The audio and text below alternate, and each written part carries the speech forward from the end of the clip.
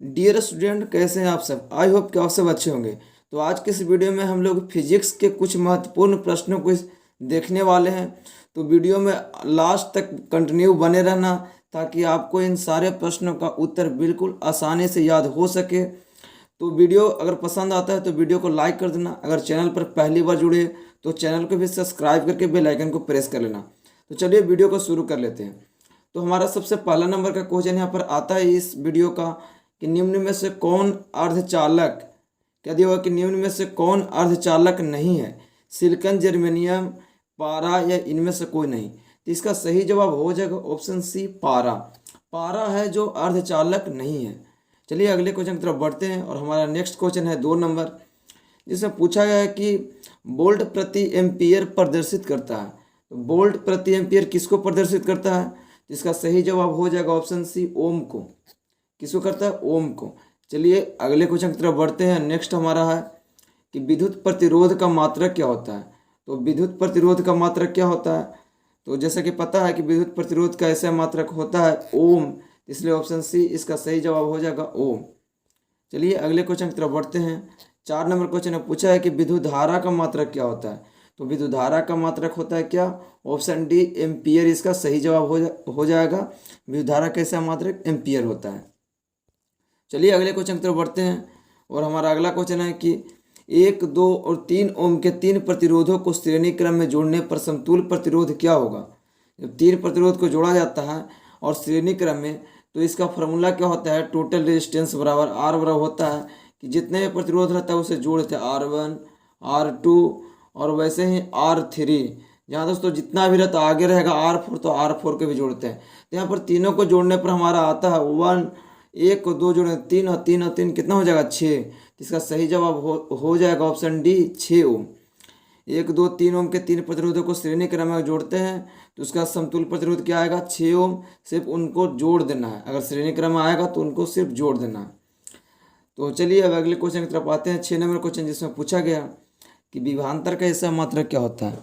तो विभवांतर का एसआई मात्रक होता है वोल्ट, इसलिए ऑप्शन डी इसका सही जवाब है वोल्ट। चलिए अगले क्वेश्चन की तरफ बढ़ते हैं और हमारा अगला क्वेश्चन है 7 नंबर, जिसमें पूछा है कि विभव का मात्रक क्या होता है। तो विभव का मात्रक क्या होता है। तो विभव का भी मात्रक वोल्ट ही होता है, ऑप्शन बी इसका सही जवाब हो जाएगा। चलिए अगले क्वेश्चन की तरफ बढ़ते हैं और हमारा अगला क्वेश्चन है 8 नंबर, जिसमें पूछा गया है कि 100 वाट 220 वोल्ट के विद्युत बल्ब के तंतु का प्रतिरोध क्या होगा। तो यहाँ पर दिया हुआ है इसका शक्ति दिया हुआ है पी का मान 100 वाट और यहाँ पर विभवांतर दिया हुआ है 220 वोल्ट। तो कहता है प्रतिरोध आर का मान क्या होगा। तो जैसा कि हमको पता है कि आर का फॉर्मूला क्या होता है। तो आर बराबर होता है V² बटे पी होता है। तो V² जब करेंगे तो V का मान हमारा कितना, 220 × 220 और बटा में हो जाएगा कितना, 100 हो जाएगा। ये 2 जीरो से 2 जीरो कैंसिल हो जाएगा। हमारा कितना आ जाएगा, अगर 22 से 22 से गुना करेंगे तो आ जाएगा 484। इसलिए इसका ऑप्शन बी 484 ओम बिल्कुल सही जवाब है। तो चलिए अगले क्वेश्चन की तरफ बढ़ते हैं और हमारा अगला क्वेश्चन है 9 नंबर क्वेश्चन, जिसमें पूछा है कि टंगस्टन, यहाँ दोस्तों टंगस्टन निम्नलिखित में से किस ताप पर पिघलता है। तो टंगस्टन पिघलता है 3500 डिग्री सेल्सियस पर। ऑप्शन सी इसका सही जवाब हो जाएगा 3500 डिग्री सेल्सियस। अगले क्वेश्चन की तरफ बढ़ते हैं और हमारा अगला क्वेश्चन कहता है कि विद्युत, यहाँ पर विद्युत होना चाहिए, विद्युत शक्ति का मात्रक क्या होता है। तो विद्युत शक्ति का मात्रक क्या होता है। तो हमें पता है कि विद्युत शक्ति का ऐसा मात्रक होता है वाट, ऑप्शन डी इसका सही जवाब हो जाएगा। तो अगले क्वेश्चन की तरफ बढ़ते हैं और हमारा अगला क्वेश्चन है प्रतिरोध का ऐसा मात्रक क्या होता है। तो प्रतिरोध का ऐसा मात्रक होता है ओम, इसलिए ऑप्शन डी इसका सही जवाब हो जाएगा ओम। अगले क्वेश्चन की तरफ बढ़ते हैं और हमारा अगला क्वेश्चन है जो एक न्यूमेरिकल है, जिसमें पूछा है कि 12 वोल्ट विभवांतर के 2 बिंदुओं के बीच 2 कूलाम आवेश को ले जाने में कार्य क्या होगा। तो हमें पता है कि W बराबर क्या होता है, जब विभवांतर और आवेश दिया रहता है W बराबर होता है QV। सिर्फ दोनों को गुना कर देना होता है। तो Q का मान 2 कूलाम है और V का मान 12 वोल्ट है। तो क्या हो जाएगा, 24 जूल हो जाएगा इसका कार्य। तो ऑप्शन बी इसका सही जवाब हो जाएगा 24 जूल। इसका सही जवाब है ऑप्शन बी 24 जूल। यहाँ दोस्तों अगले क्वेश्चन की तरफ बढ़ते हैं और हमारा अगला क्वेश्चन है 13 नंबर, जिसमें पूछा है कि सेल के विद्युत वाहक बल का मात्रक क्या होता है। तो सेल के विद्युत वाहक बल का मात्रक होता है वोल्ट, इसलिए ऑप्शन बी इसका सही जवाब है वोल्ट। अगले क्वेश्चन की तरफ बढ़ते हैं और हमारा अगला क्वेश्चन है, एक एमीटर के स्केल पर 0 तथा 2 एम्पियर के बीच 20 विभाग है, तो इसका अल्पतम मान क्या होगा। तो इसका निकालने के लिए क्या, 0 से 2 एम्पियर के बीच में क्या है, 20 विभाग, मतलब 20 भागों में इसको काटा गया।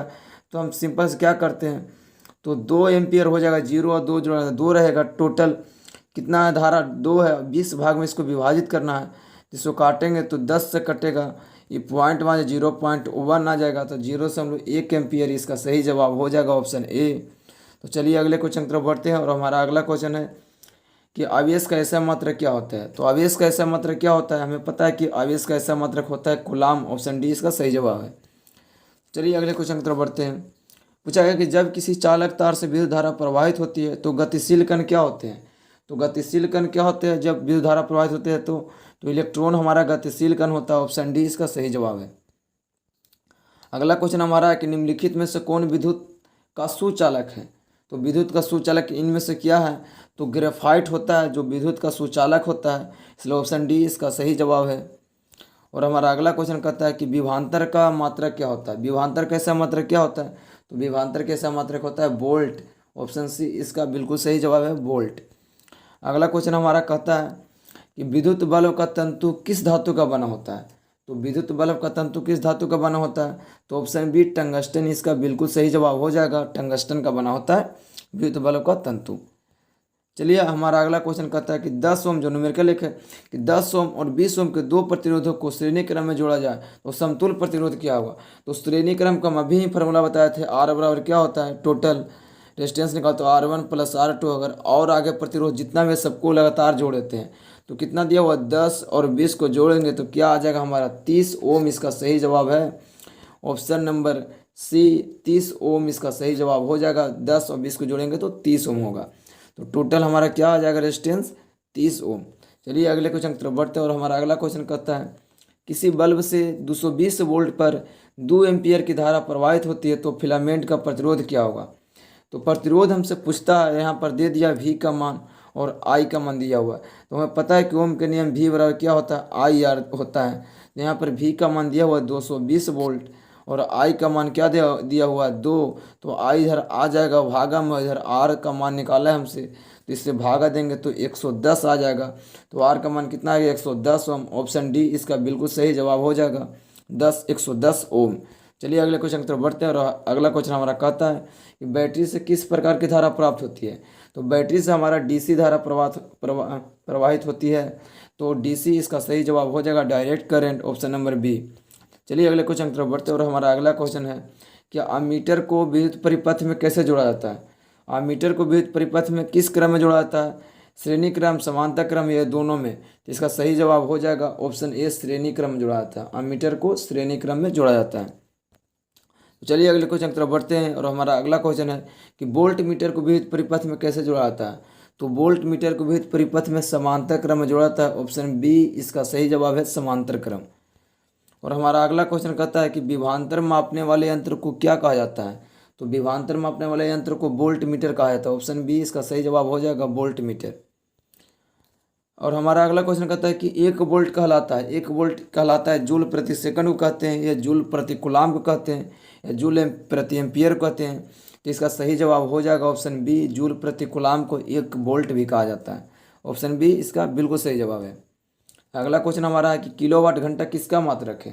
तो किलोवाट घंटा किसका मात्रक है, तो हमें पता है कि किलोवाट घंटा है जो विद्युत ऊर्जा का ऐसा मात्रक होता है किलोवाट घंटा, तो ऑप्शन सी इसका बिल्कुल सही जवाब है। और हमारा 28 नंबर क्वेश्चन कहता है कि विद्युत हीटर की कुंडली में किसका प्रयोग किया जाता है। तो विद्युत हीटर की कुंडली में नाइक्रोम का प्रयोग किया जाता है, ऑप्शन ए इसका सही जवाब है नाइक्रोम। तो चलिए अगले क्वेश्चन की तरफ बढ़ते हैं और हमारा अगला क्वेश्चन कहता है कि विद्युत चुंबक बनाए जाते हैं। विद्युत चुंबक किससे बनाए जाते हैं, तो इसका सही जवाब क्या हो जाएगा, विद्युत चुंबक बनाए जाते हैं इस्पात से बनाते हैं। जहाँ दोस्तों विद्युत चुंबक बनाते हैं इस्पात से, तो इसलिए ऑप्शन ए इसका बिल्कुल सही जवाब है, विद्युत चुंबक इस्पात से बनाए जाते हैं। चलिए अगले क्वेश्चन की तरफ बढ़ते हैं और हमारा अगला क्वेश्चन है कि विद्युत धारा उत्पन्न करने की युक्ति को क्या कहते हैं।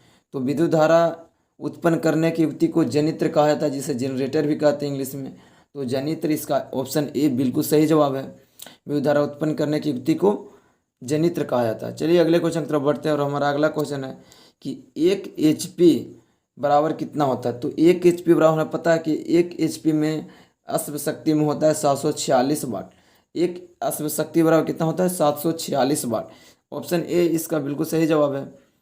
तो चलिए अगले क्वेश्चन की तरफ बढ़ते हैं और हमारा लास्ट क्वेश्चन, इस वीडियो का ये लास्ट क्वेश्चन था। तो इसमें 31 महत्वपूर्ण प्रश्नों को इसमें बताए हैं। आशा करता हूं कि इन सारे प्रश्नों का उत्तर आपको याद हो गया होगा। अगर नहीं याद हुआ तो वीडियो को फिर से देख लीजिएगा।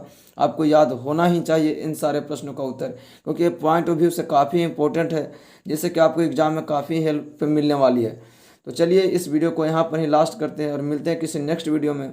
तब तक के लिए जय हिंद दोस्तों, जय भारत।